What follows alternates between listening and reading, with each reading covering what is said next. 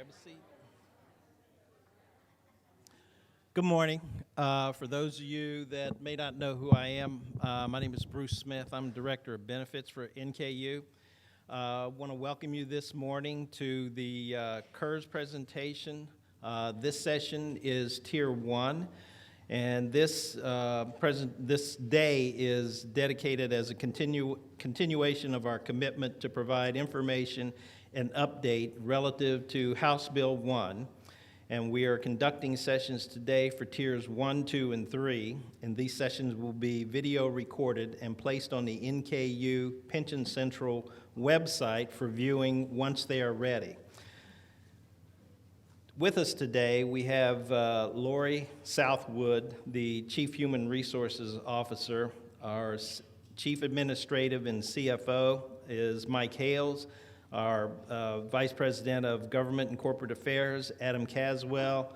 We have the benefits team with myself, Natalie Gabbard, and Decca Buchel. And then we have KERS Office Member Services, or members from the Office of Member Services, Jody Carson, the Retirement Program Manager, and Regina Sutherland from the Member Services Offices.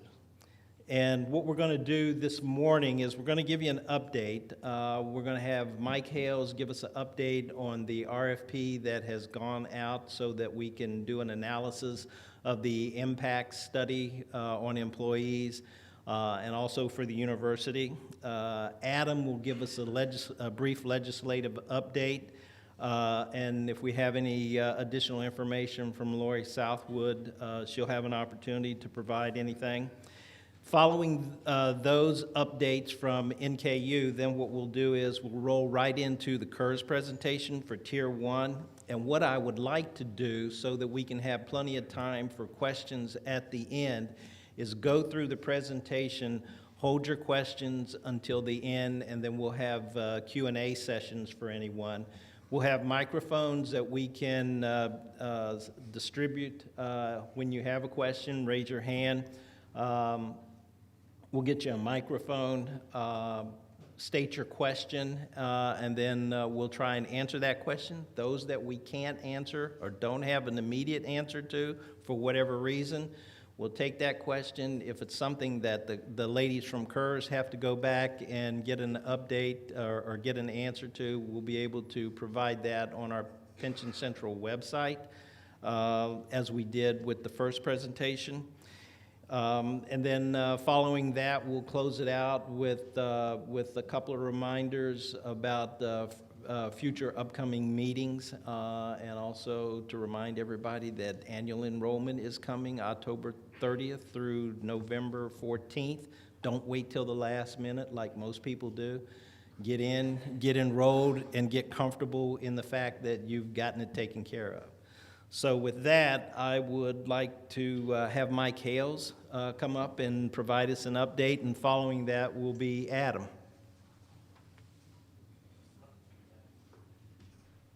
Good morning. So yeah, I just wanted to give a brief update. We started about a month ago working with two of the other institutions that are also impacted by the House Bill 1. Western Kentucky and Eastern Kentucky.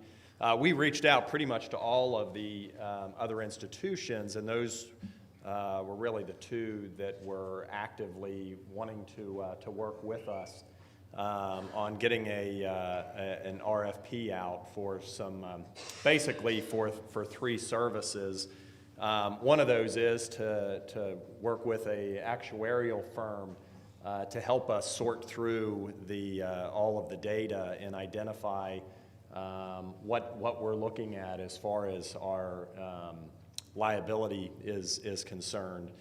The other service is, again, it would be an actuarial firm, likely would be an actuarial firm to help us to go through into, what the impact is to all of our individuals, in particularly in Tier 1 and Tier 2, but also to Tier 3, to identify what the impact of this would be based on the various options that we have, both the impact to the employees and the impact to Northern Kentucky University.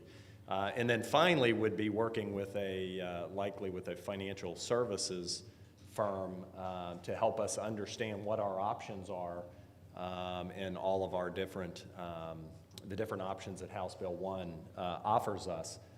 So they would work with us to identify, what the financing we would have under the different options, and again, kind of identify to us what options that we do have in this. So, like I said, we worked with Western Kentucky and Eastern Kentucky, got the RFP out. I want to say, Bruce, do you remember when the RFP actually went out? Was it the end, sometime towards middle of September, maybe? Yeah, middle of September. So the RFP indicated that basically these firms would have until the end of this month, end of October, to get their proposals in. From what I understand, we actually had, Eastern Kentucky was actually the one that issued the RFP with our name on it and Western's name on it. Once the RFP proposals come in, which like I said will be next Thursday, I think is the deadline for that, we will then work together with those two institutions.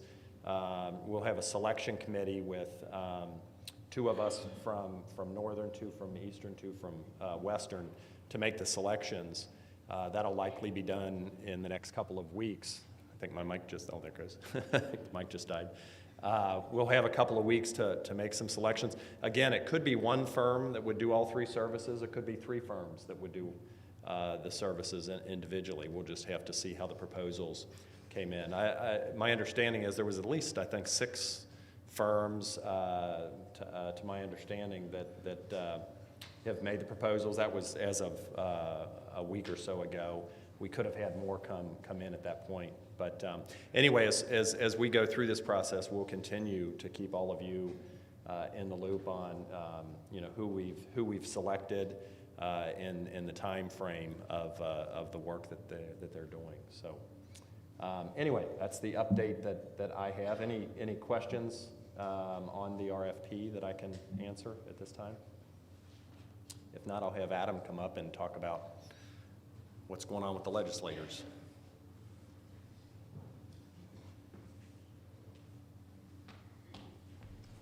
Good morning. Quick legislative update that I shared with the subgroup of Staff Congress that's studying pension reform is, as we all know, House Bill 1 wasn't exactly what we wanted. It took a lot of steps in the right direction and gave us time to assess some options, but the most important option left out was the employee choice piece. So over the last few weeks, we've been meeting with our legislative caucus to express just how different an impact on a Tier 1 employee at a certain age is on a Tier 2 employee at a different age, and that we still feel that employee choice is the best route that we can take. Over the next few weeks, we're going to be working with these legislators on proposals for the 2020 session, and as I mentioned to this subgroup, we're going to need your help. It's going to take an advocacy push to make any revisions that we might recommend to the legislature. For a timeline, the session starts in January. It'll run through April, so that'll be our 4-month period of any changes that we want to see will happen then. We have a governor's election coming up at the beginning of November. We're hosting a debate here on campus Tuesday night and encourage you to attend. But once that governor's election is over, that's when we have the sprint towards the legislative session. More information to come. We'll be communicating with the Staff Congress Subcommittee, but if there's anything I can answer, please let me know. Thank you.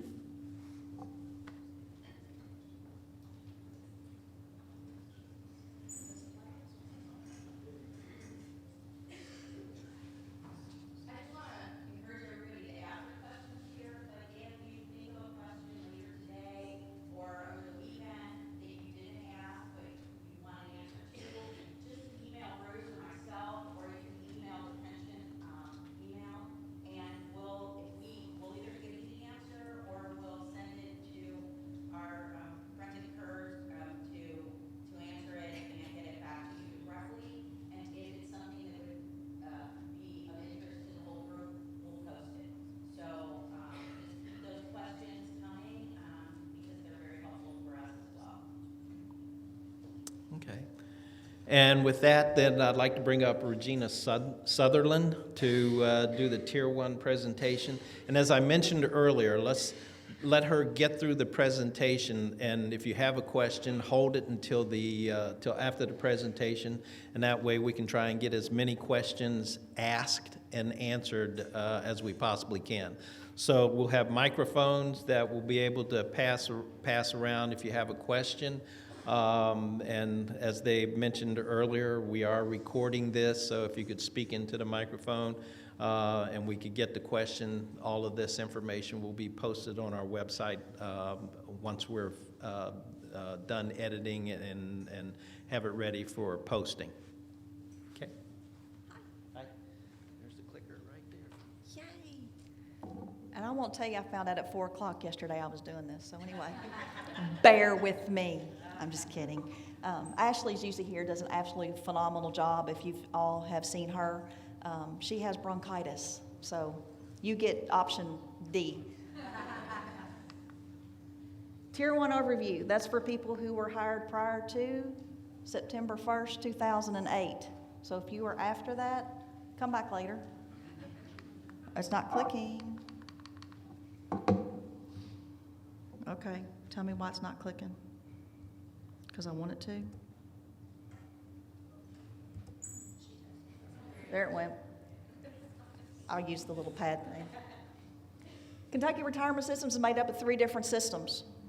We got the Kentucky Employees Retirement System, which is the system that you're in. County Employees Retirement System, which is made up of county governments, city governments, school boards. And when we talk about school boards, we're talking about this, the classified employees, your cafeteria workers, bus drivers, secretaries, things like that. Everybody that's not part of teachers' retirement, we have the other employees. And then you have state police. So we have all the state police retirees. We have 3 different systems. Those 3 pots of monies have to be kept separate. Come on, you can make it happen.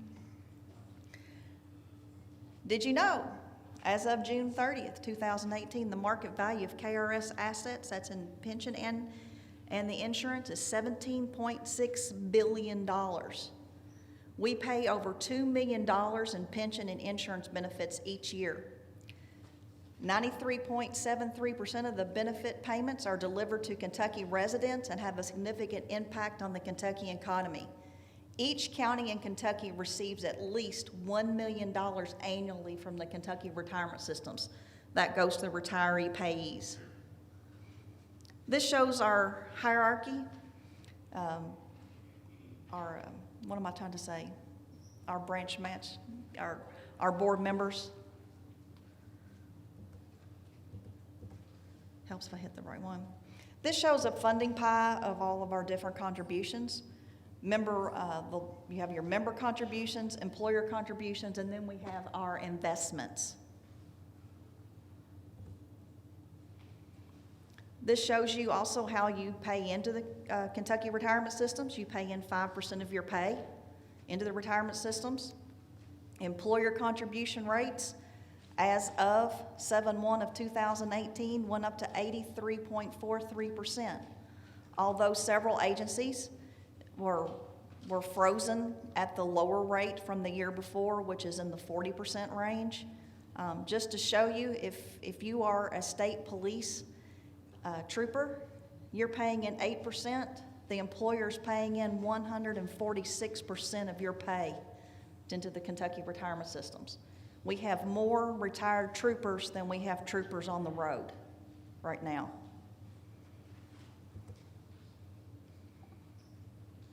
Member accounts, we have our policies and processes. We absolutely protect your information. If you've ever tried to call in and ask about your account, we ask you what? For your 4-digit PIN number. You don't have your PIN number? We have to talk in generalities. We cannot discuss how many months of service you have, when you're eligible to retire, anything like that, because we don't know that's actually you on the other end of the phone. You could have your mad ex-wife calling or your mad ex-husband trying to get your information to see if you've retired, what he's going to get, or anything like that. So please understand, we want to keep your information confidential. You also have a member ID. It's a 6-digit number, maybe a 7-digit number. It's all numbers. It doesn't have any letters in it. That's one of those we sent out when you first started, or when they decided to start doing that, they sent out a little card. And I'll admit I don't know mine, so it's okay.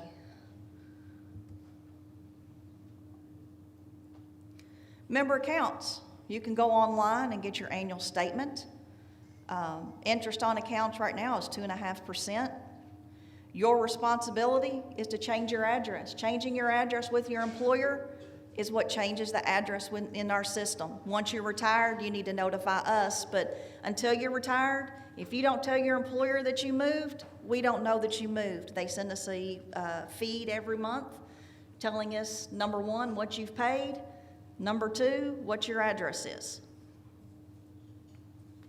Accessing your benefit info. You can go online to member self-service. You did get a paper when you came in. It does show how to get on member self-service. If you've never been there, you do not know what you're missing. It is a great tool to find out what your benefits could be. If you're thinking about buying time, it'll help you out. It is because it is up to date. A lot of people say, is it really on? It's on. It has your most up-to-date information. It also has all the information you need to know about what you're going to get as a benefit. And if you're thinking about buying time, you can put in some hypotheticals and get an actual idea of what that cost would be. What happens if you terminate your employment? You can do several things. One, you can retire if you're eligible. Two, you can leave your contributions in your account, and at which time that you're eligible to retire, which we'll talk about later, you can at that point start taking a monthly benefit, or you can refund your account. Understand, if you refund your account and you are a Tier 1 employee and you decide, you know what, I decide I want to go back to work 2 months later, you can no longer be a Tier 1 employee. If you take a refund of your account, you get into the system that's available at the time when you are rehired. So please remember that. With a lump sum refund, we are going to take 20% off in taxes, and you could be subject to an additional 10% off in excise tax. So please remember that.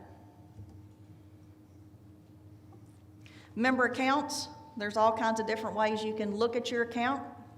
You can go online, member self-service. You can call us with your PIN number, or you can also send in the mail different things.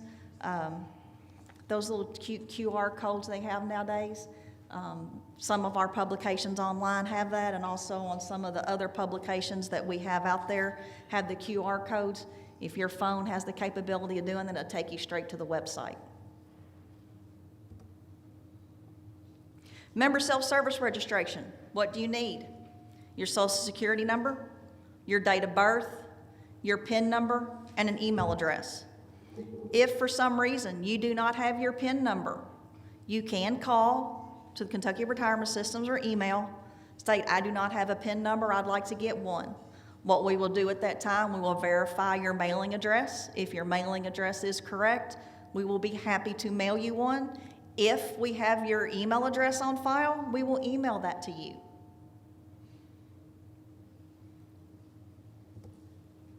Password requirements. Just one more password, right? Password has to have at least one lowercase letter, one uppercase letter, one number, and the special characters as follows: the @ the number sign, the exclamation point, the percentage sign, and the dollar sign. What can you do online? You can look at your contact information, your account history, your account balance, your account summary.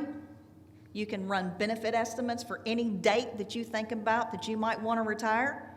You can look at any purchases that you think you might want to do. You go, you know what? I think I want to see if I'm eligible to buy airtime. Let's see if I can buy airtime. You can run that cost on there, and when you get it back and it says it's $42,000 to buy what you want to buy, you can go, I'm not going to bother them with that one. Or if it comes back and you know what? I have that money in my 401k, my 457, and I want to roll it over. At that point, you can give us a call and say, I'd like to get an actual cost for that. I think I can afford it, so please send it to me. And you can also get your annual statements. We do not mail annual statements any longer you can go online to member self-service and get those annual statements. Benefit estimates, they have really changed our member self-service. If you haven't been on there lately, it's actually more user-friendly. Can you believe that? They actually made something that was easier to do. You toggle through, it's very easy to go. It asks for 1 or 2 pieces of information on each screen. And I'm telling you, if you haven't been on there, please go.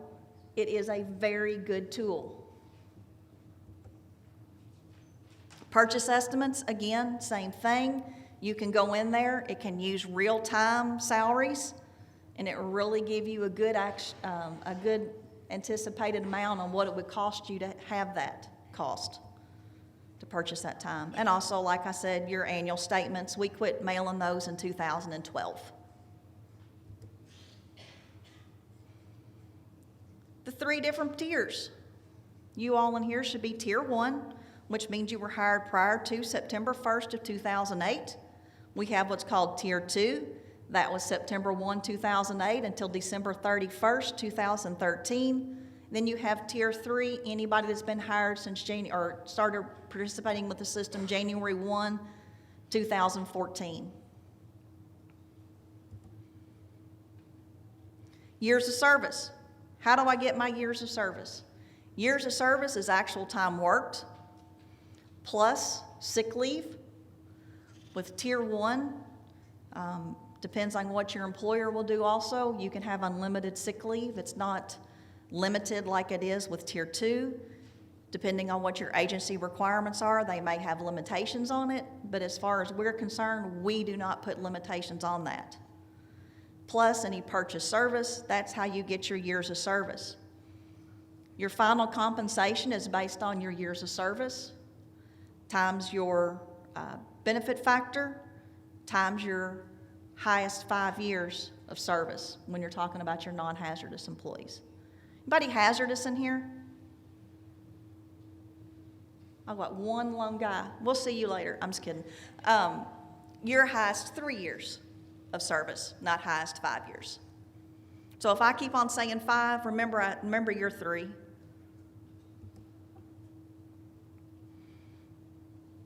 Sick leave credit, you have the standard plan, which is what all of you are on.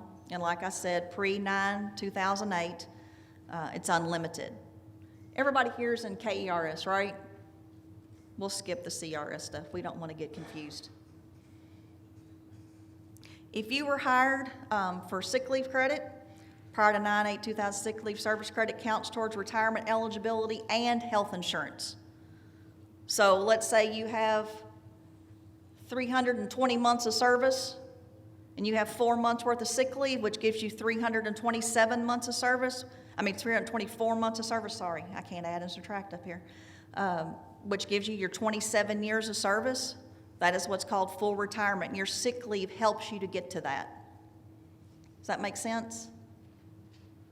I like it when y'all nod your head. It means you're still awake. Sick leave service credit, depending on how many hours of sick leave you have, determines how many months of service you'll get. So let's say you have 550 hours of service. How many months of service are you going to get for that? Very good. You have to have at least the minimum number in order to get that 4 months, which is 555. Does that make sense? This chart is also on our website, so please use that.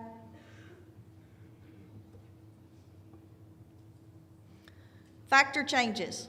Coming January 1 of 2020, we have some factor changes going into effect. Every 5 years, they do an actuarial study. That actuarial study came back and determined that retirees were what? Living longer. With living longer means we're paying out benefits longer because we give out lifetime monthly benefits if that's what you choose. So since people are living longer, the actuarial factors have changed. So if you're doing a survivorship benefit, those amounts that you would be receiving as a monthly benefit could go down. Depends on your age. Also, with the service purchases and hazardous conversion rates, those are also going up. So if you are thinking of buying time, do so prior to January 1 of 2020. Please call in if you think you're wanting to get an active cost. Please do that prior to 1/1 of 2020. Because if you don't and you call in January 1st, that cost could go up. Now, let's say you call in December 15th and you don't receive that cost in the mail until sometime in mid-January. We held your cost calculation date in December, which means you would get the lower cost, not the higher. Okay? Purchase service. Most types of service have to meet minimum requirements, which means sometimes you have to be participating with the system in order to purchase time. Most time you have to be in a full-time position. The service you cannot have service credit for any of the service you're wanting to purchase, like, what am I thinking, like federal service. You had to take in a refund of that account in order to be able to buy that service. You cannot have service in one system and receive a benefit from it and have service in our system and get a benefit from it, a defined benefit.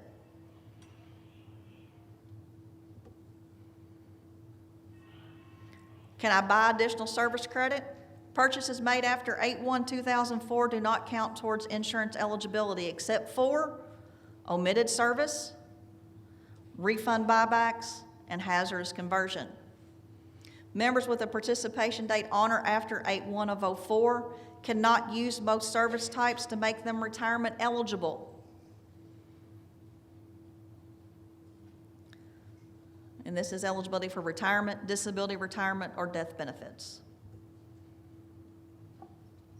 For members who participate prior to 8/1/04, purchasing service allows them to retire early.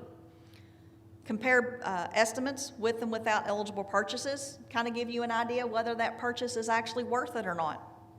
Some purchases you get out there, it'll give you so much more money per month, but yet when you buy it, it's going to take you 14 years to pay that money back. That's when you have to decide if it's worth it to you to wait 14 years to start receiving a benefit from that money that you purchased. Purchases without service requirements, recontribution of a refund. You do have to work at least 6 months before we'll actually credit that to your account. Omitted service, summer months, which doesn't apply to you all, and hazardous conversion. Hazardous conversion is if you currently work in a hazardous duty position or worked in a hazardous duty position, and now they have determined that that position is hazardous. That is what hazardous conversion. You can buy that service to make it now hazardous. There's all kinds of different purchases that you can make. Active duty military, National Guard, seasonal, sick leave without pay, part-time, federal government, out-of-state service, interim. There's all kinds of different things. Non-qualified service, you can purchase up to 5 years of what we call airtime. Must have at least 15 years of service credit. You have to work at least 20 years for it to be added to your account. It must be purchased with pre-tax dollars, which means it either has to come out of your paycheck pre-taxed, or you have to roll it from a qualifying plan, a 401k, a 457, something like that that is pre-tax dollars. And you must have started working prior to August 1 of 2002 in order to purchase that time.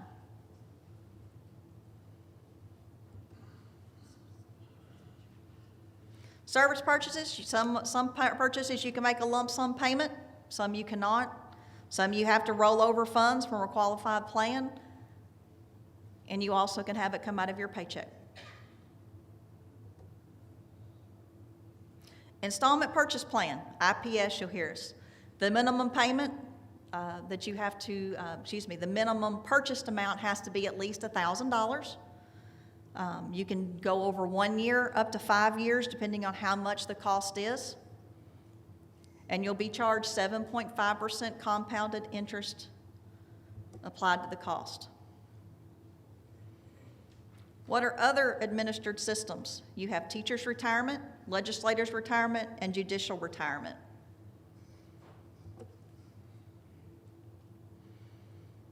What if I have time in another Kentucky retirement systems?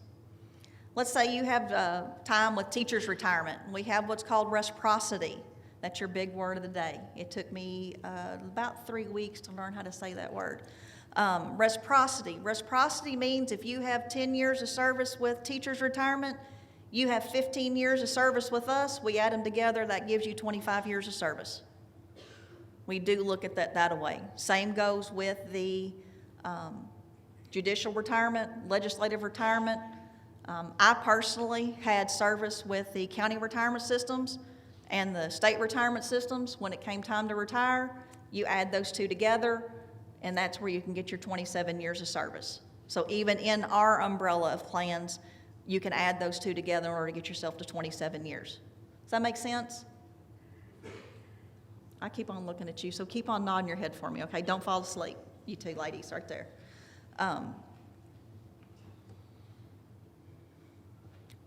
Retirement eligibility, when can I retire?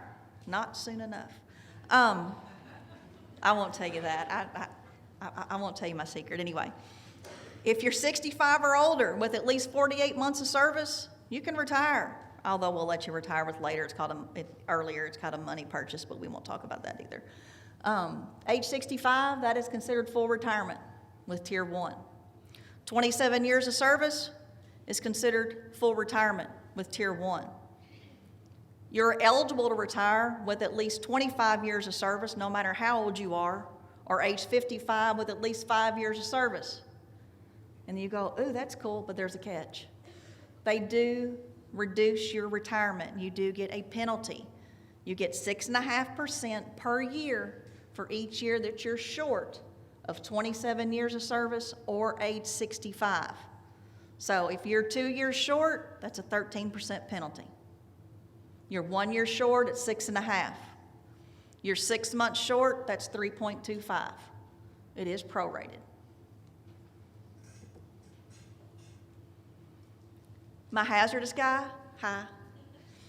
You're 20 years of service or age 55 with at least 15 years of service. No, 55 is total, sorry, and 20 years of service. You can retire at 50 with at least 15 years of service. Again, it's a reduced amount, 6.5% per year for each year that you're short. Again, how are my pension benefits? You got your final compensation. We look at your highest 5 years of compensation, highest 3, times your benefit factor. Benefit factor set by statute. It's based on what system you were hired in and when you were hired. It's something we cannot change. Service, years of service, that's it. There's 2 things we can change in this. If they ever give a darn raise, and number of years you work. So the longer you work, the more money you're going to bring home. Credible compensation. That's earnings that are reported to the Kentucky retirement system to be used for calculate retirement benefits. Most of the time, that's regular wages and overtime. That is all salaries, wages, tips, fees, plus payments for compensatory time paid as a result of services performed for the employer included time when you are paid leave, lump sum bonuses, severance pay, and lump sum payments for sick leave. That isn't you all, though that's county. What's not including? Living allowances, expense reimbursements, lump sum payments for unused vacation leave, and lump sum payments for unused sick leave. Final compensation. Final compensation defines the average of the highest 5 fiscal years for of salary for non-hazardous and highest 3 for your hazardous. Partial years can be used to determine final compensation, which actually helps you out. A minimum of 48 months must be used for your averaging of salary for non-hazardous and 24 months for hazardous. Compensatory time payments can be reported as salary and used in determining your average salary, which is a good thing too. Final compensation. Everybody, when they come in office, goes, "You only used 1 month. You're hurting me." It actually helps you. So in this, you'll see it talks about year 1 has 3625. Then you have year 2, 3, 4, and 5.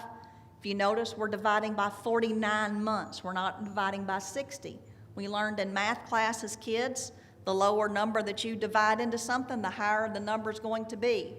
So we divide in by 49, which gives you an average salary of $29,340. Also with the high 3, it shows you the same thing. Partial years really help you out. That's why you see everybody retires 8-1. Reason is you're working 1 month and then into the new fiscal year, which means that actually helps your high 5, which helps your monthly payment. Benefit factors. If you have service credit from January 1 of 98 to January 1 of 99, that don't have service credit, sorry, I read that backwards. It's 1.97. If you do have that 13-month service credit for January 1 of 98 to January 1 of 99, your retirement factor is 2.0. And for my hazardous duty buddy over here, it's 2.49.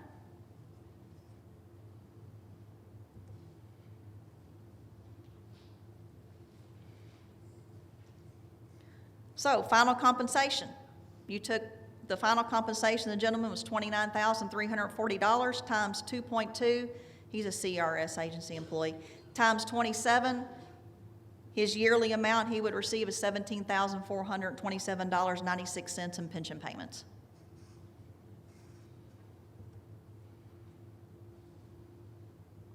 That talks about the reduction of the benefits for leaving early. Like I said, it's 6.5% until you get somewhere between the 5th and 6th year of being short. And it actually starts going down from 6.5%. It's not as high as 6.5%, but it does keep on going.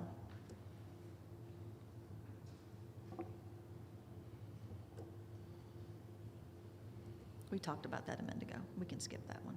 Pension spiking, yay. Pension spiking. That bill came into Senate Bill 104, went into effect January 1 of 2018. If you retire on or after January 1 of 2018, which is everybody in the room, you could be subject to pension spiking. We will refund the employee contributions due to reduction in credible compensation. Pension spiking, there are some exemptions to pension spiking. If you were leave without pay the year before, if you had a bona fide career advancement, lump sum compensatory pay at time of retirement, or if you don't have alt sick leave payments, so we can skip that.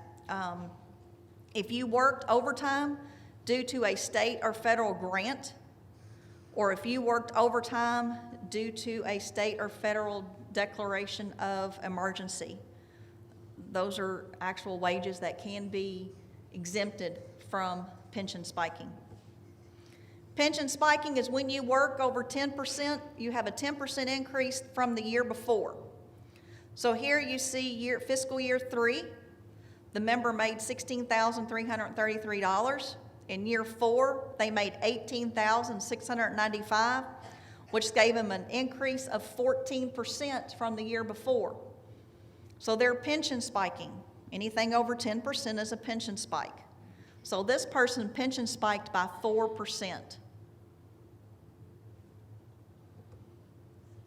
So what happens is the maximum they could have gone with a pension spike or your 10% increase that you're allowed to have was $17,966.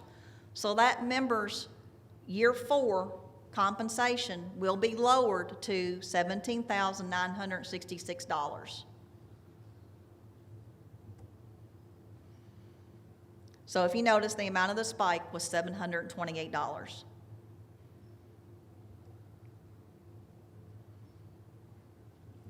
Retirement payment options. When you retire, you're going to get a list, and also when you go on member self-service, you're going to see several different payment options. Depending on who you have as your beneficiary, some of the payment options will be there, some will not. Depending on your age, some of the options will be there, some will not. It just depends on who you have listed. Please review the payment options carefully.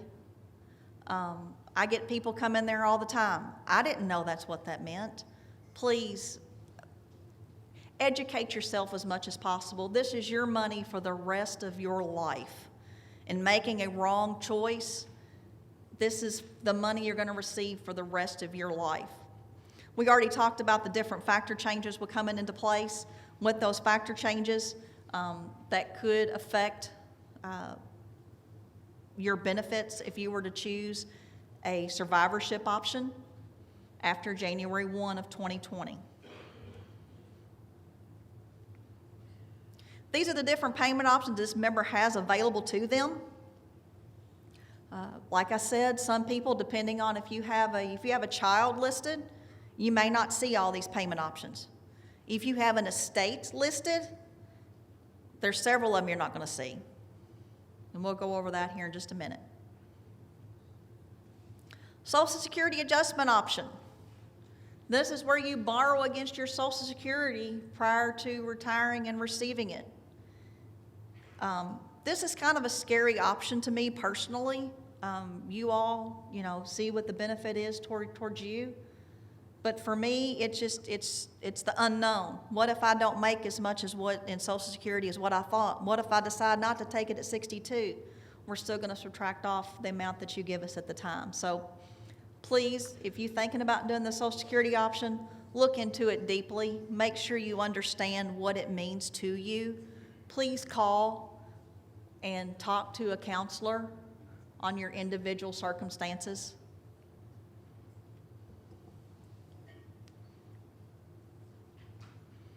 Social Security adjustments, you can pick several different ways of doing it. You can do Social Security option without survivorship rights or with survivorship rights. If you notice this person, they chose it without survivorship rights. You can choose the different ones and how it would affect them.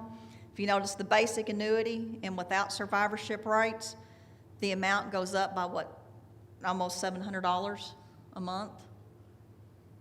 But at age 62, we're going to drop what that person receives to $1,145. So that's what they're going to start receiving at age 62. So just remember, whatever you give us as an amount that you think you're going to receive for Social Security, we're going to subtract that off at 62. One, whether you make that amount or not, or two, you even start taking Social Security at 62.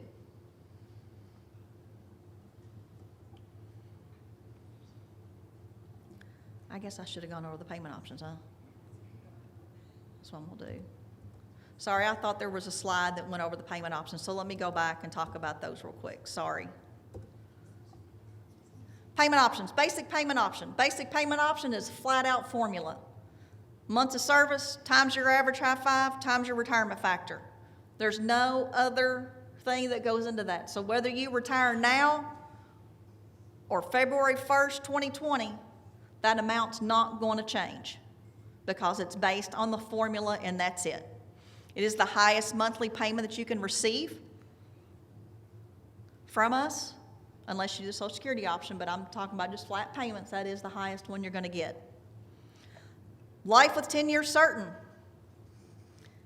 This is a lifetime monthly payment to the member, but we're going to guarantee the first 10 years. So if you pass away 8 years into your retirement, your beneficiary gets 2 years worth of monthly payments. You pass away 11 years into your retirement, your beneficiary gets nothing because you've already taken the 10 years worth of guaranteed payments. Life with 15, life with 20 work exactly the same way. If you list your estate as your beneficiary, you will see the basic payment option, life withs, depending on your age, whether you get the life with 20 and the life with 15.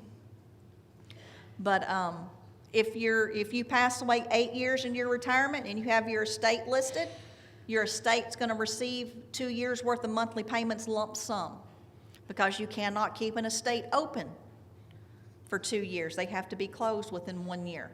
So we give lump sum payments for those. Survivorship options is where you're gonna list a person. Survivorship 100% is a lifetime monthly payment to you. Upon your passing, they are a lifetime monthly payment to your beneficiary. So as long as you're living, you're getting a monthly payment. You pass away, your beneficiary receives a lifetime monthly payment. 66 2/3, your monthly amount goes up. They get 66 2/3 of what you're gonna bring home. 50%, you go up a little bit, they bring home 50% of what you're bringing home. Pop-up option works like survivorship with a twist. Lifetime monthly payment to you, lifetime monthly payment to your beneficiary. In this payment option only, if your beneficiary passes away before you do, and if it happens to be your spouse and you all get divorced, your amount pops back up to the basic amount. If you list a significant other and you and the significant other break up, they still get your pension, because you were never married to them, and divorce is the only thing that nullifies the pop-up option, and death, but not just breaking up.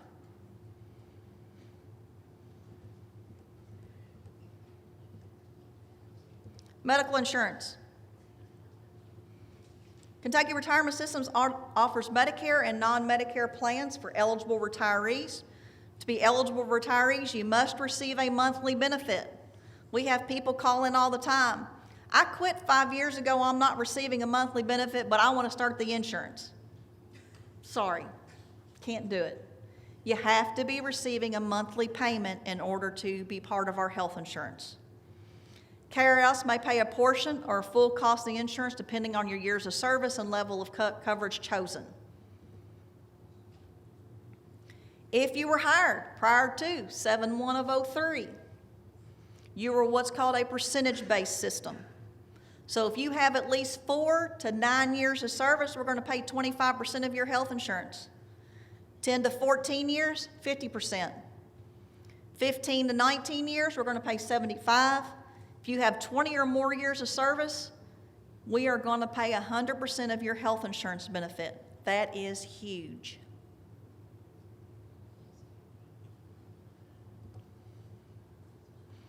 If you were hired between 7/1/03 and 8/31/08, employees must have 10 years of service in order to be eligible to be part of our retirement plan, our health insurance plan.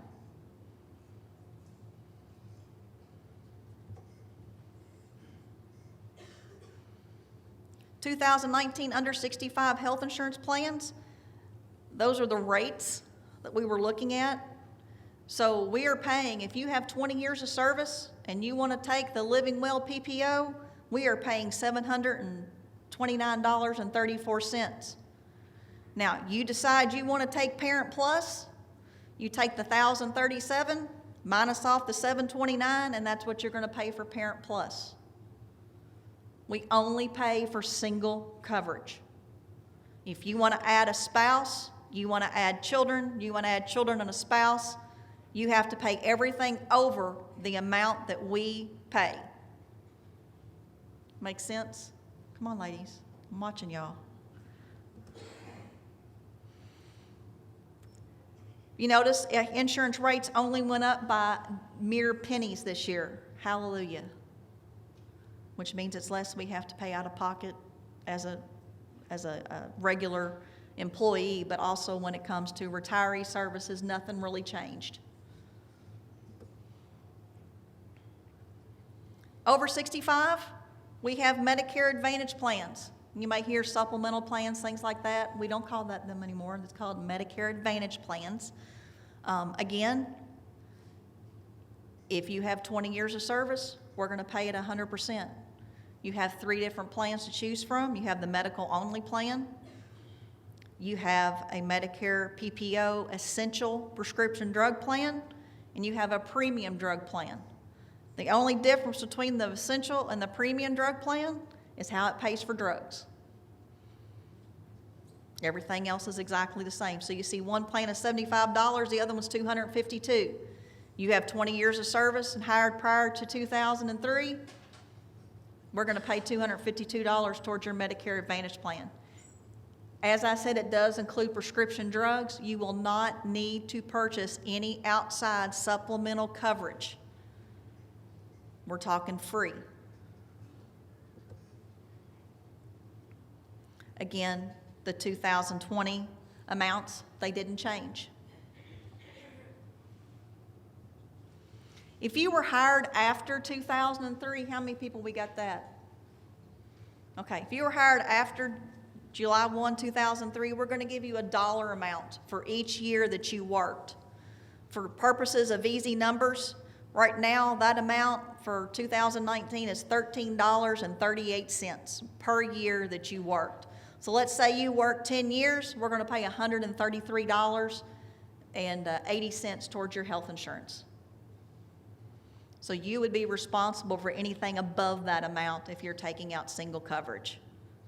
It doesn't help if you're under 65, but it sure does help out even more if you do not have in your 20 years of service, as we were showing. If you have to have a reduced amount, it actually pays a little more towards the Medicare Advantage plans. Are you prior to or after 2003? Prior? Not going to go over the after.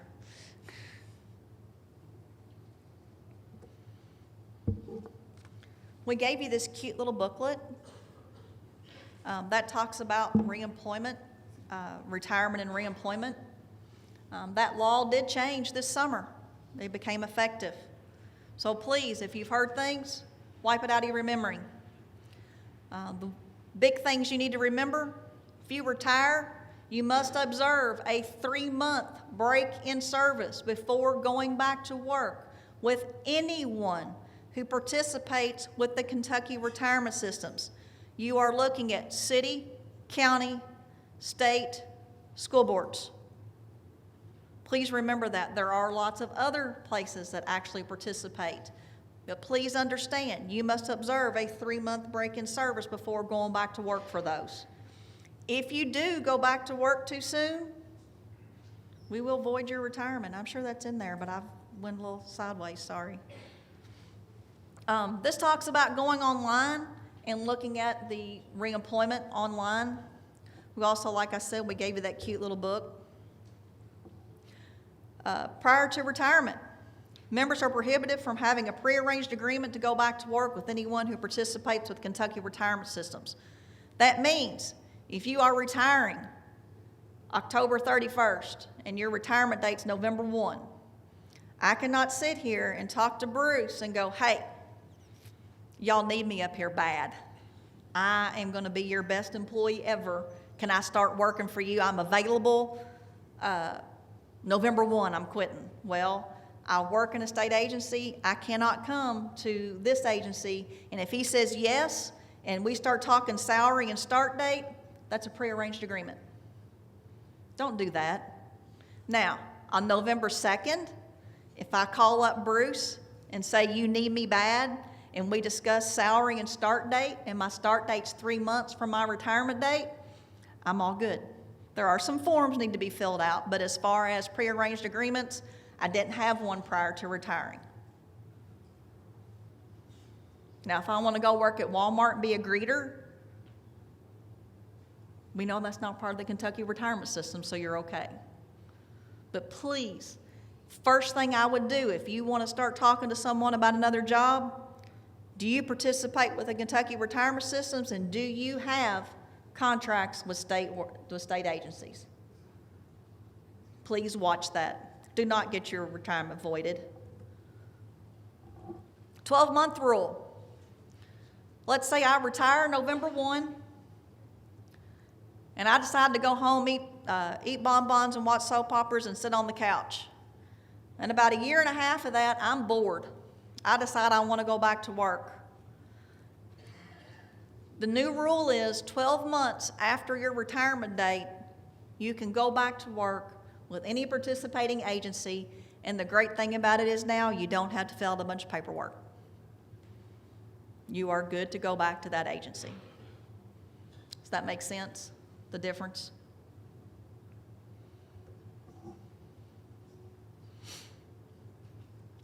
If you go back to work within 12 months to a participating agency, you are required to fill out what's called a 6754 member reemployment certification.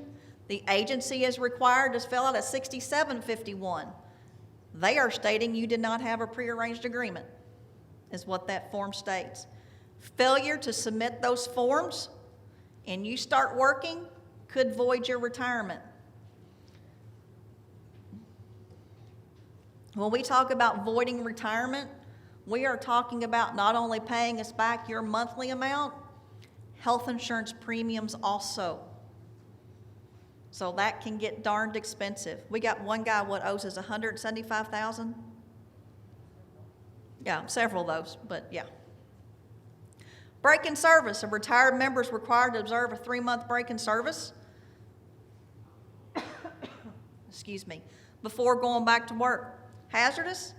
If you're going back to another full-time, regular, full-time hazardous duty position, it's 1 month.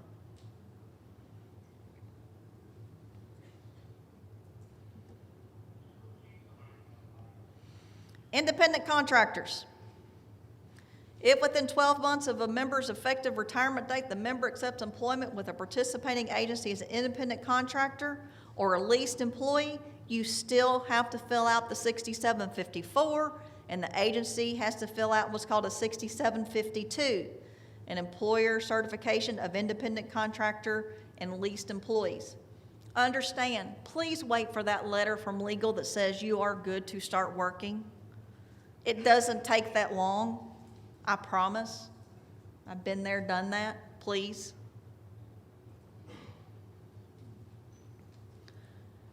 Reemployment and volunteering. If a member seeks to serve as a volunteer within 12 months of his or her retirement date with an agency participating in KRS or an entity affiliated with participating in an agency, the member is required to report to KRS by submitting a Form 6754. Again, that agency will be required to fill out a 6753, which is a certification of volunteering services. You just can't go volunteer for a participating agency. Yeah.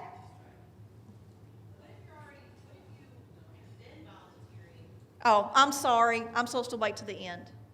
Can you give me just a minute? Because they need a microphone so they can hear it on the thing. We'll get you, because I've got 3 sides left.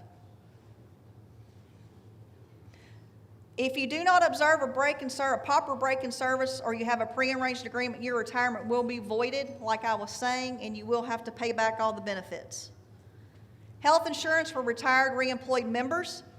If the retiree is Tier 1, and reemployed in a regular full-time position, the retiree may enroll in health insurance through his employer or through KRS. If the retiree enrolls in health insurance through KRS, his employer will be billed for the single contribution rate premium, which means if I'm a returning retiree, I can either choose to take the insurance through my employer or I can take it through KRS, whichever one is cheaper to me personally. There's our legal notice. If you have any questions about going back to work, I would absolutely write a letter to our legal department. Attention legal, I am going to go to work at Walmart as a greeter. Will this affect my retirement? We already know it won't, but that's the first thing that came to my mind. Let them send you back a letter. Takes them anywhere from 15 to 20 business days, which actually is less than that, but I'm supposed to tell you 15 to 20. And they will get you a letter back that says, we do not see that Walmart's a participating agency, so please, you can proceed as you'd like to. Now your question. We'll get you a microphone. Oh, they have to do it in order for it to be on the thing so they know why I answered the question. Run, Jody. Sorry.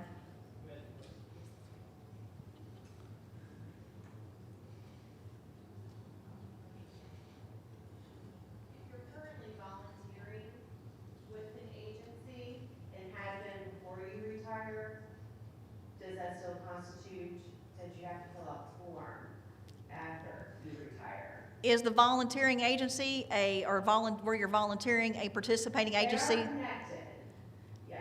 Yes. Okay, so I would have to stop volunteering.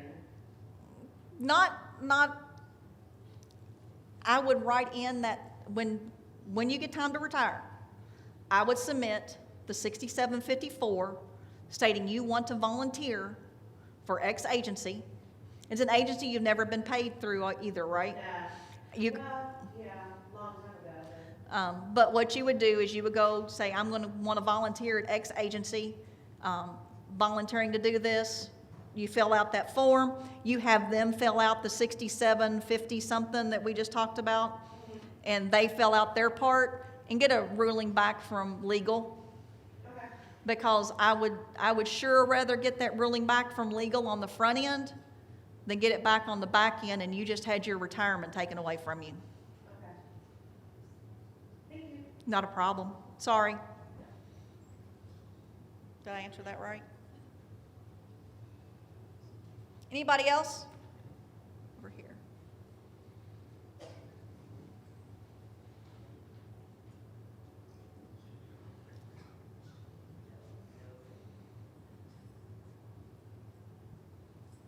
Hello? Hi. Hi. So if you retire from KERS and you get another job and you take their health insurance and you leave that job, can you go back to KERS? Yes, that is a qualifying event, losing coverage, and you can pick back up the health insurance at that time. Absolutely. Okay, thank you. Ooh, I have 2 for 2. He's going over here. He'll get you back. So earlier you were talking about our medical benefit. Yes. So, will the medical benefit change with the House bill decision, or do you know? When you asked me to will it change with the House bill decision, you call about House Bill 1? Yes. It's depending on how many years of service you're going to have in the system at time of your retirement. Okay. And which system, and whether you're on percentage-based or dollar-based, it'll still be based on your months of service that you will have participating with us. Okay. So I'll use myself for an example. Okay. I have 18 years, I'm coming up on year 19. And, so from the slide you showed, I would get 75% basically right now. Yes, ma'am. If I were to work 2 more years and hopefully the retirement doesn't change, then I get my 100%. Yes, ma'am. Okay. So so again, you don't know, I'm just asking. You won't know what happens, of course, with the university choice of hard or soft freeze, but that will affect what happens to us tier 1ers who are before 03. Yes, ma'am. Okay. Yes, and like I said, if for some reason they cease participation as of June 30th and you no longer receive service credit, whatever you have at that date is what you're going to have for health insurance. Yes. If NKU chooses to exit the system, and for employees who decide to keep their contributions in the KERS system, are those contributions federally insured?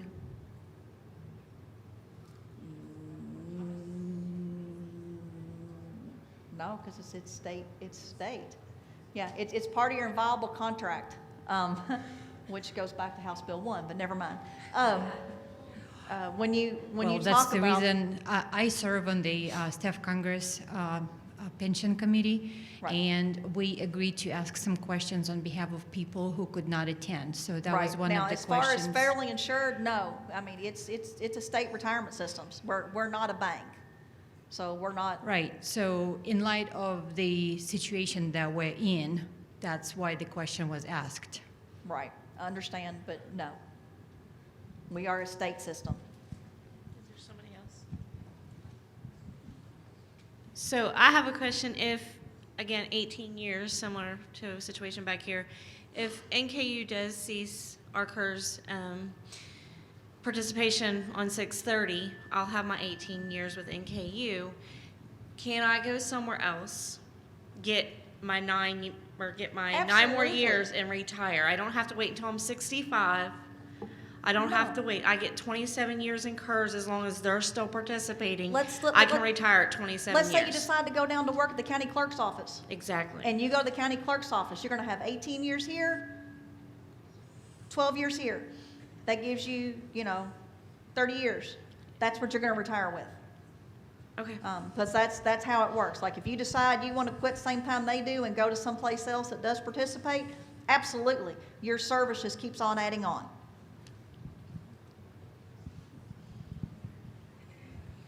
Oh, we got one over there. We'll go back. So on June 30th, NKU exits the KERS system, and we still have hazardous pay folks. Is NKU still considered a KERS participating agency? Yes. Thank you. Oh, I knew that answer too. Oh, Are all the other agencies, there's almost 1,000 other agencies in KERS and CRS, are they bound like the colleges to pay the 83%? yes, All agencies are? yes. Okay. I don't see how so many of the little municipalities and stuff. Now, county agencies are not paying as much. County agencies are not paying the 80-something%. They always paid in what they were actuarially asked to pay in.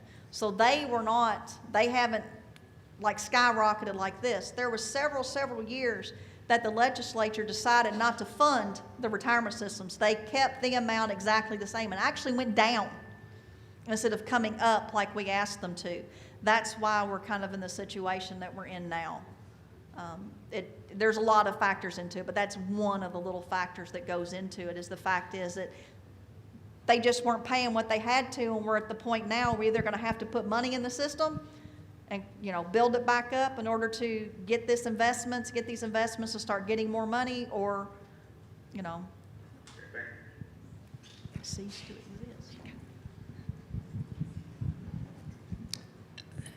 So my question goes back to continuing employment with another agency, another participating agency. For quite a few of us in Tier 1, we're going to hope for the best outcome for everyone with the legislative efforts, but we're going to, plan for the worst, hope for the best. So if NKU exits, if our efforts fail and NKU exits, for many of us in Tier 1, we're going to lose a substantial amount, 40, 60%. I will have 19 years next June, so I have done my calculations. It's going to be over 40% of lost benefits for me. So I'm thinking, okay, well, if that happens, what do I need to do? What are my plans? So my question is, do you have, for those of us who will be seeking alternative employment, do you have a list of KERS participating employers in the area or in the state available online? So I was able to find a list that was updated in August 2017. So do you have an updated list? And I don't think we've added anyone since that. Okay, well, I guess my next question is there a list that we can access that's on your website that is also that we can filter by location or fund type, like CRS, KRS, and things like that? So, because the list that I found is a PDF, so there isn't really much we can do with that. My understanding, that's the only one we have. We can be happy to take that suggestion back to our communications department who does our website, because that would be very beneficial. We'll be happy to float that one up the flagpole. Very good idea. We got one in the back. Okay, so I understand that if I retire early, there's a penalty. What if I just go ahead and quit with, say, 15, 18 years, whatever, but I'm not, and I wait until I'm 65 to collect my benefit? So two parts of that, would I be able to do, so I quit, say there's a gap of 10 years or something there, and then when I hit 65, I would contact KERS? Yes, ma'am. And I'd be able to get my benefit without penalty? Yes, ma'am. what is the risk in waiting? Because what I would be afraid of is that in that time, then something would happen, I wouldn't be able to get it. There are two things when you talk about not being able to get it, are you saying not being able to get it because you may not be around or we might not be around? That you all might not be around. Hey, I had to ask. Hey, my eggs are in your basket too, sweetheart. I'm hoping it's still around too. But as far as if you quit today and you decide at age 65 you want to start taking a monthly benefit, remember I told you full retirement is 27 years of service or age 65. So you will not be penalized for starting taking your payment at age 65 when we talk about your monthly benefit. Now, as far as the retirement systems being around, my hope it is. That's what I think all of our hopes is, and that's why part of the problem we've got going on here is we got systems, people who want to leave due to the fact of the high amount that it takes in order to keep the system propped up. My hazardous duty guy. I'm 7 months shy of being able to retire in January. I've heard come January that we're going to be penalized if our beneficiary is younger. Is there a cap for that? Is that true? If they're younger, no, that's not the actual thing that goes around. It's actually you're younger. And they're younger, which means we're going to pay benefits out longer to you, and we're probably going to pay benefits out longer to them. So yes, I'm not going to say it's a penalty, it's a factor change. With that factor change, like I was saying, because people are living longer, that actuarial analysis changed how we receive those benefits for survivorship benefits. So yes, they can go down.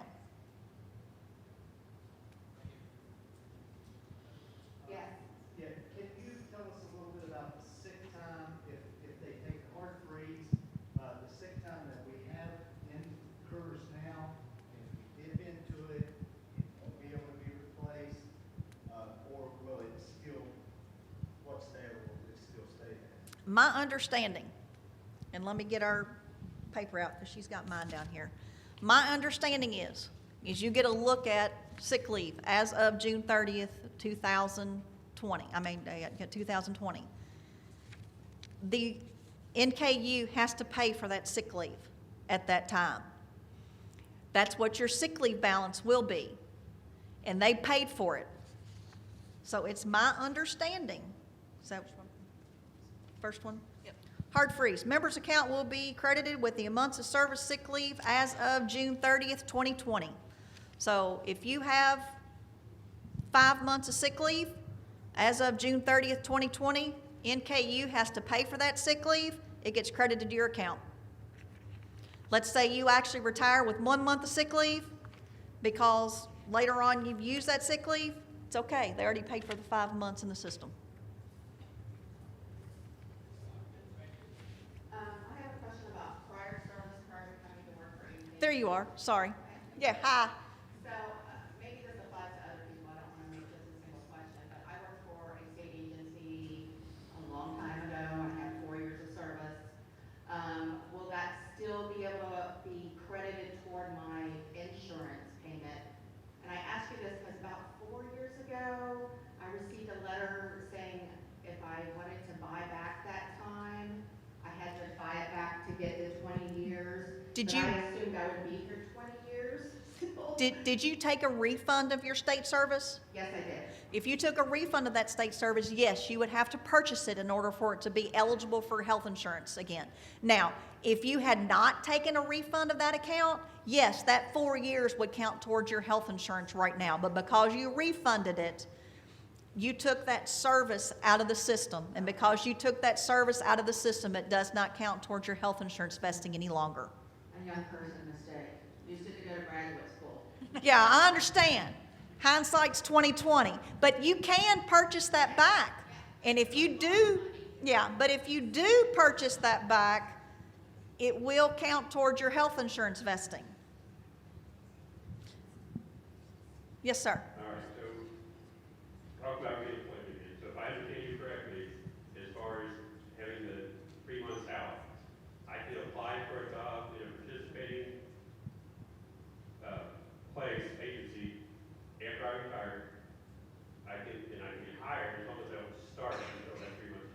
Correct, correct. Like you could start looking, let's say you did retire November 1. November 5th, you go out and you start pounding the pavement.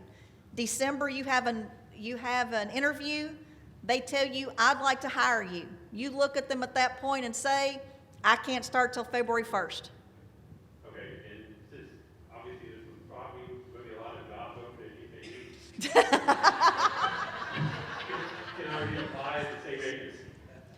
You absolutely can, but again, you have to wait 3 months after retirement. You have to have that break in service, and you have to get the documentation completed and get it approved through the retirement systems before you start working. But yes, you can.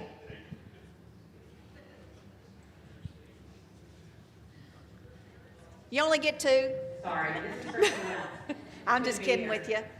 If you are interested in purchasing time, this person understands that you have to buy in 12-month increments, Are you talking about airtime? airtime. Yes. Okay, and so let's say this person starts buying time November, and NKU exits the system June 30th. There's not 12 calendar months left that NKU is still participating. Does that matter?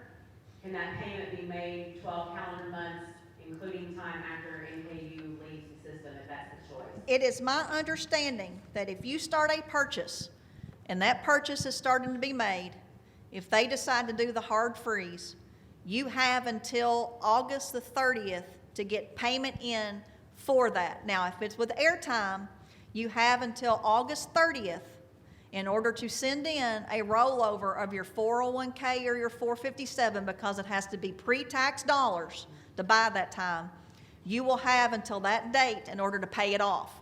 If you do not pay it off, you get the service credit that you've purchased so far. Thank you. Man, I know more than I thought. You do. I just wanted to know if that PowerPoint is going to be available to staff.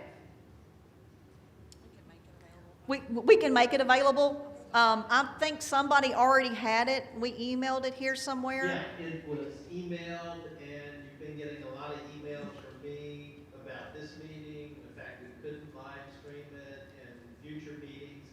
We will be sending those attachments out, but they are also posted on the Pension Central website. So if you want to go there before I send it to you, you can get it there. Okay.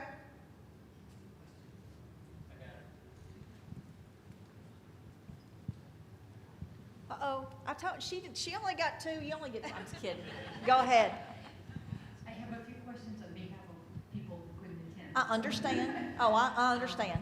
Could you please explain how the soft exit option payment is going to work? Like if NKU chooses to keep Tier 1 and Tier 2 in the system while exiting for Tier 3, is NKU going to have to continue to pay for the employees remaining in the system, just like they do now, or is it going to be included in the lump sum?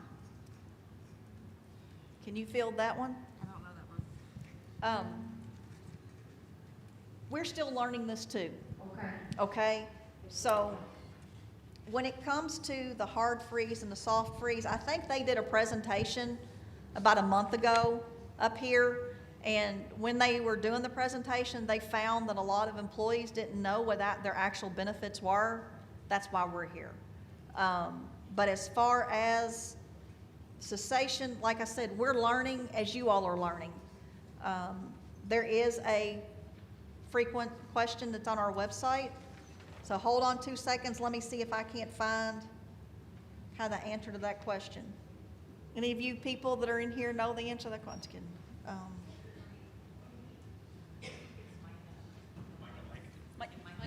Mike, Yeah, whoa, that was loud. sorry. Yeah, my understanding is that if NKU takes the soft freeze, the liability, and if Adam, is Adam still in here too? There's Adam. You may be able to correct if I say this wrong, but my understanding is that in a hard freeze or a soft freeze, NKU is out. There would be a liability that would be developed that we would have to, and it would be well, whether we pay it in installments or in a lump sum, that is our obligation, and we are done. Now, I don't know exactly how it works with, you know, the employees and any other increases or decreases or anything else that happens, but am I saying that right, Adam? So the question that Ina had was, if NKU takes a soft freeze, is NKU still participating in essence with, you know, are they still? I found it. Yes. I found it. Okay. It so- says soft freeze option. A quasi-governmental employer who elects to opt out of KRS for non-hazard employees shall decide if its Tier 1 and Tier 2 non-hazard employees will continue to participate with KRS after June 30th, 2020. If the quasi-governmental employer elects the soft freeze option, employees will continue to contribute and earn service credit in KRS for as long as they remain employed with the same employer in a regular full-time position that is eligible to participate unless the employer is delinquent in making their installment payments. If the ceased employer elects the soft freeze option and is 90 days or more delinquent in making installment payments, employees of that employer who are continuing to participate after June 30th, 2020 will not accrue any additional service credit or benefits through that employer until the employer has paid the required payments.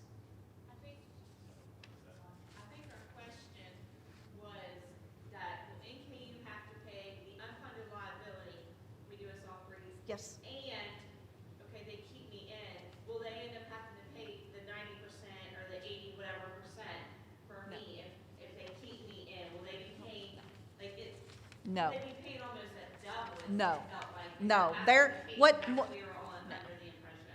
what we're doing is when they're talking about their lump sum amounts they have to do, actuarially, we're gonna do up every one of these employees. And we're gonna say that for you, it's gonna cost us, throwing out numbers, okay? It's gonna cost us $150,000 to pay your retirement. Easy numbers. They're gonna pay us $150,000 for you, because that's what the unfunded liability is for your retirement that they're gonna quit paying. So with the soft freeze, they've already paid they already paid for you. So you get to continue, nobody else gets to be added to the system, no new employees, no nothing. You're gonna continue to earn service credit, but no, my understanding, again, my understanding is that they're gonna pay for that, and that's it. They're not gonna pay anything else besides that, you know, depending on the soft freeze or hard freeze amounts. Is that your all's understanding? Cool. That's an easier question, I think. Thank you. On your member self-service account, is there anything that tells you your eligibility towards health insurance, your months of eligibility for It'll health give you your months of eligibility. Can you assume that applies to health insurance? If it includes purchase time? As long as you take out any purchase time, unless it's a And one of those recontribution exemptions. of refund or omitted service. If you take any other purchase you did, seasonal, temporary, airtime, you take that out, that would be your number for your health insurance vesting. And no, it doesn't. When playing with member self-service, I've never seen it say how many months of service. Or if you called into the office, they could, If you have your I PIN mean, you could number, still we be have- audited, but if you yes. had your PIN number, absolutely, we could tell you how many months of service you have towards health insurance. Okay, thank you. Not a problem. I have another question, I'm curious. Just kidding. When KERS going to provide the actuary report to the university? My understanding is we have to, once they tell us that they're wanting out, from what presentation I got, I heard it was April. Is that correct? Is it April? That we have to send you the cost that we believe it is, or? No, it's Hold on. Hey, Mike, I got it back there. Okay. Oh, sorry. For some reason, April was coming to my mind. See, you got me. One down. House Bill 1, they gave us the option to request our liability as soon as the law was passed, and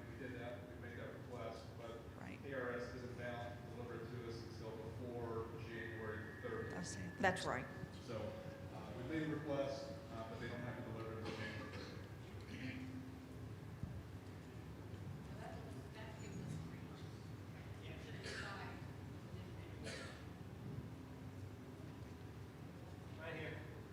I'm watching.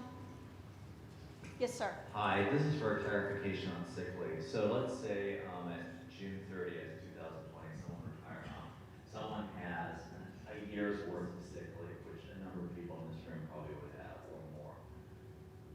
Would that be added to years of service, and can it then be taken by the employee if they were to use it?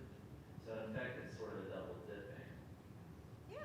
Okay, thank you. Is that under hard? Is that under hard and soft freeze? Now, soft freeze, I read hard freeze a minute ago. Soft freeze, member will continue to accrue sick leave. The member's account will be credited with the months of service of sick leave for the service balance of their employer reports to Kentucky Retirement Systems as of their termination date. So if it's a soft freeze and at time of retirement you have 1 month left, that's what you're going to be credited with, is 1 month. Yes? I still am trying to understand some service purchase Okay. credits.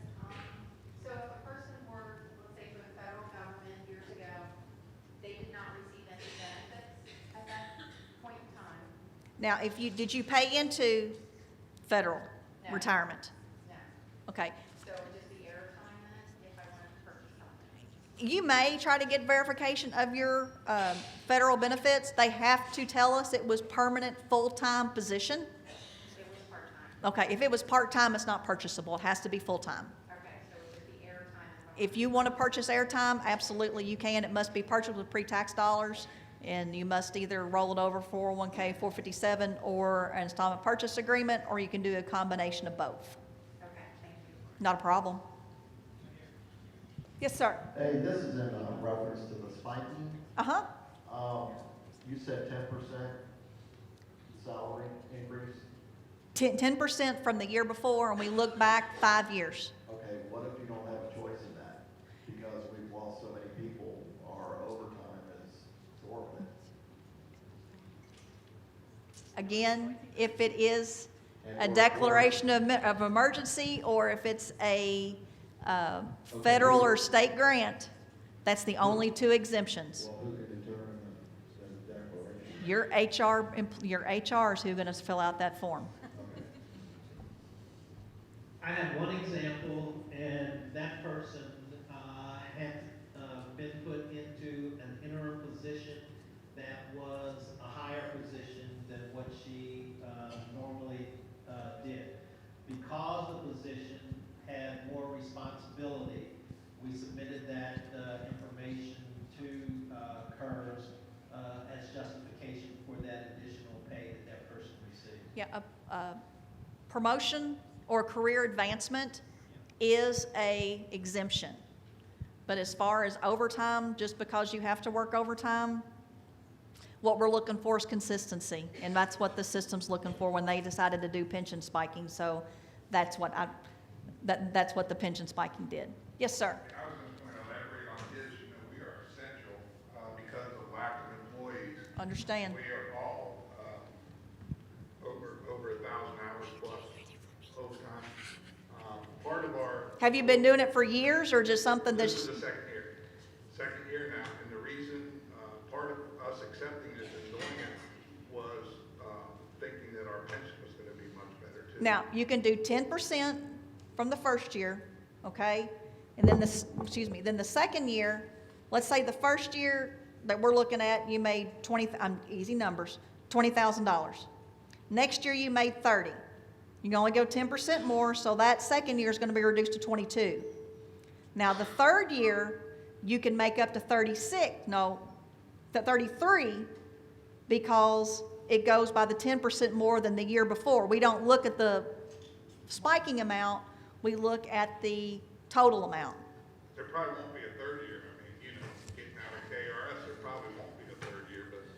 I'm trying for you, okay? Yeah, we were sort of hoping for that too with all the, like I said, we're essential. It's not something that we Understand. Yes, sir. I have a question in reference to the soft freeze. So if the actuarial analysis is like, is it based on someone who's only gonna stay for 27 years, they would have to be around 27 years, or can they stay as long as they want? Because I'm pretty young, so after 27 years, I'd only be like 48.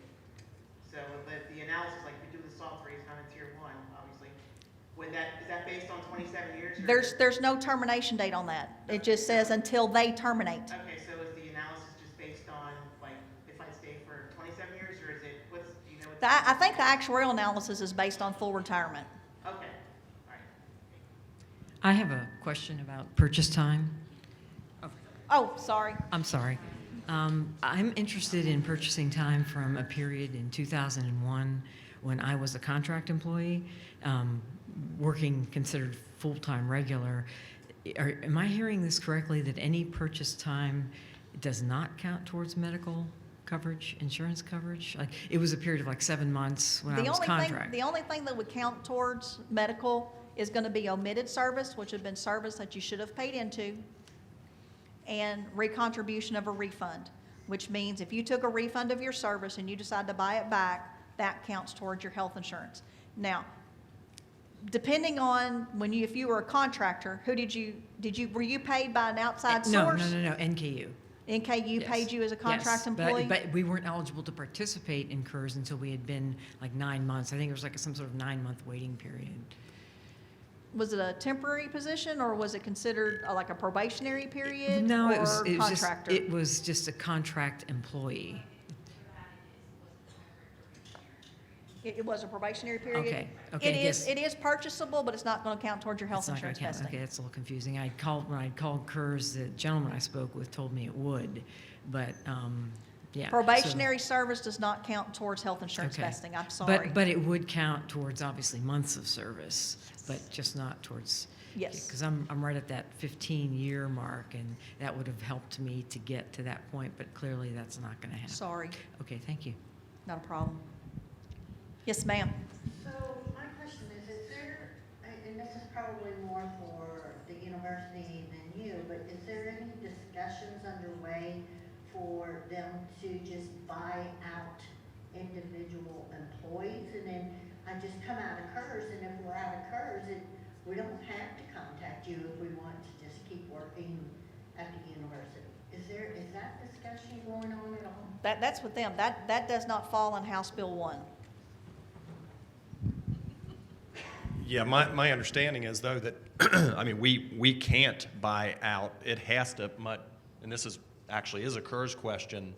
What we were told, I think back at the last open forum, was that it had to come from the employee. The employer or no one else, I think, can actually buy out. It has to be the employer. So I mean, It's an all or nothing is my understanding. yeah, we don't have the ability to do it. It has to come from the employee. It's an employer not buying out certain employees.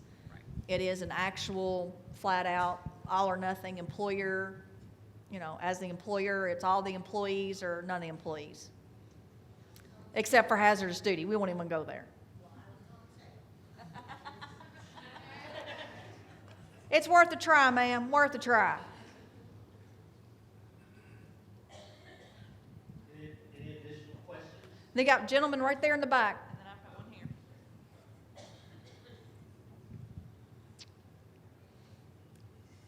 This is kind of related to Eric's question about if you retire with a year worth of sick time, what if you're not eligible to retire yet, but you have to quit and find employment at another KRS employer?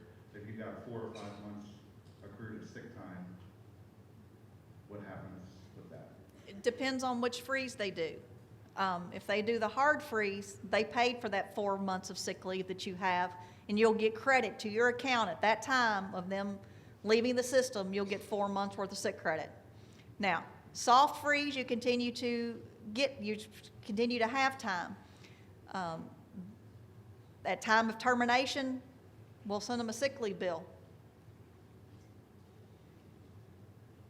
Yes, ma'am. I thought the last agency you worked at paid you sick time. So if you had a year here, and then Not if you are getting out of the system. If you are getting out of the system at a hard freeze, you're paying for the sick leave of the employees that you have. That is part of your payment to get out of the system. Because we are going to give them sick leave credit at the time of leaving the system. And that's the only way we could do it, is if you all paid for it. Am I right? Okay. Any other questions? So in light of the Go situation back to the lady behind me over there. She's got one too. Yes, ma'am. in light of the situation that we're in, what has KERS done to enhance its investment strategies, and what safeguards have been put in place to ensure that poor investment decisions get caught quickly and can be corrected quickly? And we have an investment committee that actually does that. As far as, I'm not privy to that information. I mean, I'm not in that section. That's something that you really kind of need to bring up with the board, because they're, like I said, they have a committee and they vote on that kind of stuff. But as far as just a normal counselor, no, I don't have any, I don't have any insight to any of that goes on with investing. Sorry. Yes. Thank you very much for helping nod with me to help me know if you understood what I was saying, and I wasn't up here speaking, Chinese and nobody here a word understood what I was saying. Oh gosh. Well, maybe not a hard question, but maybe it's just me, but I assume there are probably other people in this room that would like to know, or can you help us understand how we got in this situation in the first place? With the retirement systems? Yes. There's a long list of things that you can go with it. You can go to the fact is we have a wonderful retirement systems. When you retire, you get a lifetime monthly benefit that the money you put in is gone within 3.5 to 4 years. Okay? I mean, but, oh, well, I'm gonna do it. I retired at 44. How in the world can you ever find a place that can retire at 44 and receive a monthly payment for the rest of my life? I'm part of your problem. Sorry. I'll admit it. I am. Because I plan on living and draining the system dry personally. But, I'm part of the problem. Just like you, sir, back there. You said you could retire at 48. That's benefits for the rest of your life. That's why they changed it to Tier 2, Rule of 87. You had to be 57 years old before you could even be able to retire. They changed that in 2008. Then with, Tier 3, they changed it even more in order to be able to sustain the benefits that we had. Again, you had a couple bad years in the stock market. We had money out there. Remember the pie? A lot of it's from investments, where we invest our money. Investments, stock market tanks, we tank. You have non-payment of the actuarial factors. You don't pay in the actuarial factors that we tell you that we need the balances back, and you don't do it for 20 years. We're in this state. So when it actually started with Bashir. Bashir said we're going to start paying the actuarial factor. They started paying the actuarial factor. Well, you keep on looking at it. We need more and more money to sustain the fact that there's less and less people working. As you all can attest to, that's how we pay our benefits. Our benefits paid by the people that are working. The workforce is smaller. We try to do more with less because we all have budget constraints. And I mean, it's not just one thing I can point my finger to and say, this is it. It's a laundry list of stuff. I mean, it's just everything fell into place and the dominoes started falling, and this is where we're at. And it's sad because it's a great system. And my grandmother told me, I'll tell you this right now, Grandma said, you go get a state job, the retirement's great. Go get a state job. And that's what I did. Grandma said, do it, I did it. A lot of us did it too and took less pay, knowing we were going to get our pension. And that's the ticket right there. We all were Amen, here, sister. we were getting I'm just that kidding. pension. Sorry. I didn't overstep my bounds, did I? She's my supervisor, so, I just want to point out that PBS Frontline did Yeah. an excellent episode about the Kentucky pension and how it got in the state that it's in. You can watch it online, pbs.org Frontline, and it really Yes. showcases Absolutely. the complete mismanagement. It is not our fault that we did this. This was a cluster Yes. of mismanagement. It had to do with deferment, that payment was supposed to be paid into our retirement system and was diverted into other causes.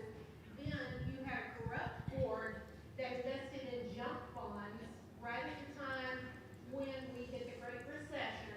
So it's been a continual thing. Yes, that people live longer. Yep. That is draining, but that's not our fault. No, not in the least bit, and I'm not making light of that situation whatsoever, but also, if you have a pot of money and you've been told you've got to pay this out, and you have X number of dollars, what do you have to do? You have to put that money sometimes, not in junk bonds, I don't disagree with you, the wrong place to put it, things like that, but you end up having to invest stuff in places that you're not really wanting to invest it, but you got to get more bang for your buck because you got less money, you got to pay out more stuff. I mean, it's again, a laundry list of things, just not one thing you can point to, and I don't disagree with you whatsoever. Again, I'm a retiree. I work for my retirement too. I mean, that's what we all do. And, we all feel your pain, and I feel it too, absolutely. Yes, ma'am. My question is about the board of KERS. Are any of them on any system? Yes. There are some in the system. I'm trying to remember. Yes. You've got the Secretary of Personnel Board. Is. You've got a lot of the KRS retirees and are in the system, and KERS and CRS employees are on the system. It is made up of some people that know are not in the system. I don't disagree with you, but yes, there are some that are in the system and have paid into the system and are receiving benefits from the system. Anyone that's not yet retired? Anyone in our shoes? Anyone that's looking out for us? Yes. You have the Secretary of Personnel Cabinet, I know for a fact is in the system. Yes. And is paying in, is on the board. As far as the others, no, I couldn't pinpoint you and say this one, or this one, but yes, there are.